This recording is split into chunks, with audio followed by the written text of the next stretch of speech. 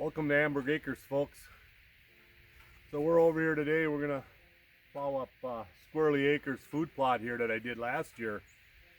This is a good example of using the wrong spray, and he didn't know, and I didn't tell him what spray to use, and he sprayed it with the Ortho 365, which is a good spray. It obviously works. It killed everything. But you can't plant for a year. It kills it for a year. It'll wipe out everything for a year. So it's good for driveways, or if you want to spray around some of these bigger trees and stuff, you know, and keep the vegetation dead around those trees.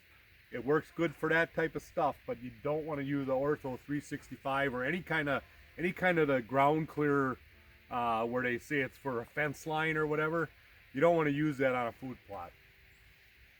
So I recommend, if you're going to spray an area for a food plot, only use glyphosate, which is basically the Roundup product, but I buy the generic glyphosate from Menards, and it works great. It kills anything that's green, but it does not affect the soil at all. So that's what you want to use. All right, so we're going to plow this up for him again, and then he's going to throw something down in here. It looks like he had a little bit of ryegrass came up. You know, there's a couple little spatches of clover. But we're gonna just till this up for him, and we're gonna get it going. And then after I'm done here, I'm gonna share with you a little vacation we took this past week, and hopefully you'll like this video. So stay tuned. Well, I got that all plowed up for him, and he should be able to throw some seed down now, and it should grow this year. It's been a year since we plowed it up last year, so. What I wanted to do with you, I wanted to share this this trip we took last week. So we took a 3-day trip.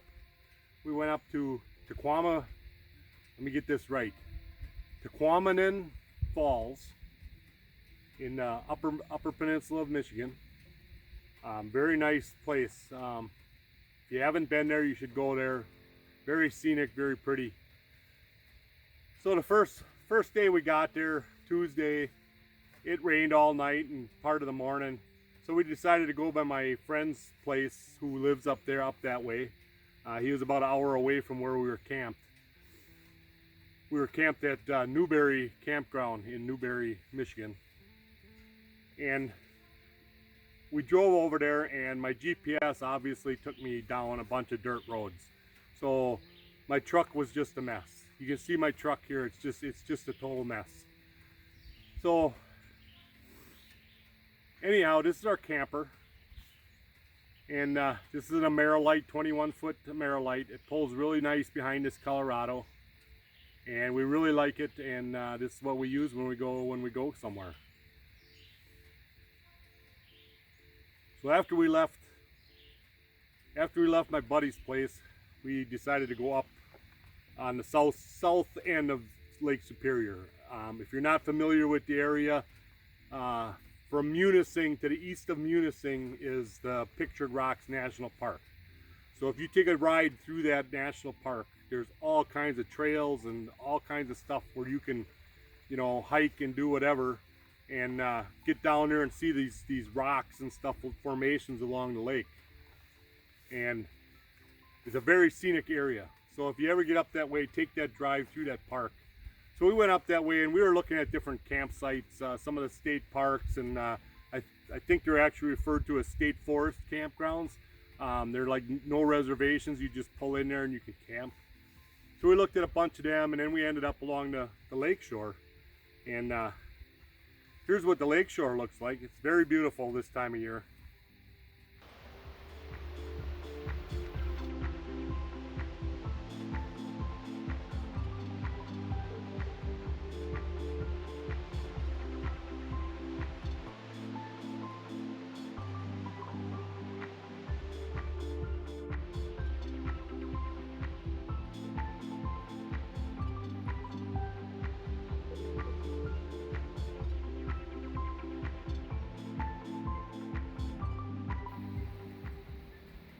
And we even got Barb to make an appearance on YouTube finally. Come on, Barb, wave to everybody on YouTube. But after we went along the lake shore there for a ways, stopped at a few lookouts and some other campsites and stuff, we ended up at Sable Falls. I didn't know nothing about Sable Falls. We just saw it along the road, so we figured we'd stop there and look at it. And you know, I get there, and the first thing you see is this sign for 168 steps down and 168 back up. Of course, me with my bad knees, I'm like, oh boy, you know. But we were able to do it, and it was worth the climb. It was very nice down there, very beautiful falls. I think it would be really awesome in like October, early October maybe, with the fall colors and stuff. But we made it. We made it down. We made it back up. So that was the end. That was pretty much the end. We drove around some more that day, and then we got back to our campsite.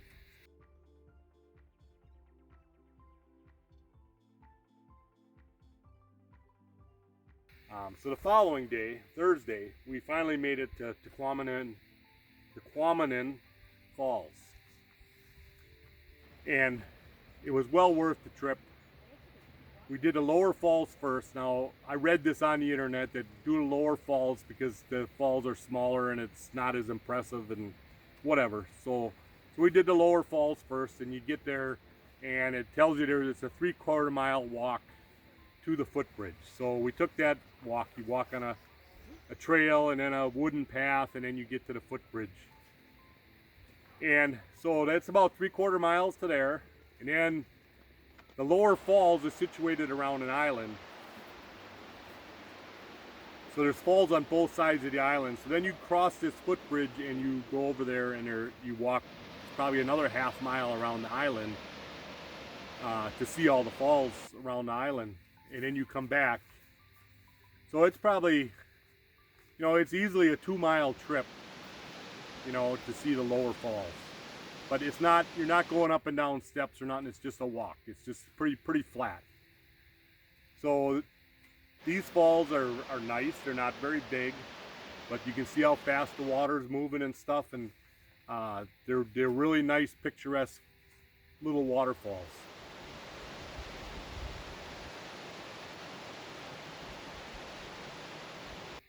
So we jump back in a car, and it's 4 miles up the road to the upper falls. So we get to the upper falls, and you know, on the upper side of the falls there, the sign says quarter mile to the whatever, I forget how it was worded, quarter mile walk. So oh, this will be nothing, right?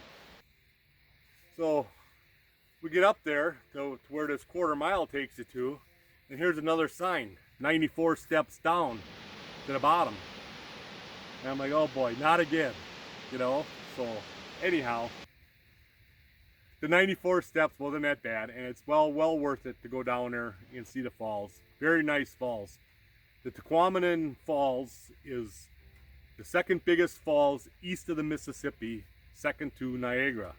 Now obviously it doesn't compare to Niagara at all. If you've ever been to Niagara Falls, this isn't even half that size, maybe a quarter. I don't even know if it's a quarter of that size, but it's still a pretty nice waterfall. If you're into waterfalls, it's well worth the trip to go visit Tahquamenon Falls. So, you know, here again, Barb made another appearance on YouTube. That's two in 2 days. It's very rare for her. Wave to your friends on Facebook and YouTube, Barb.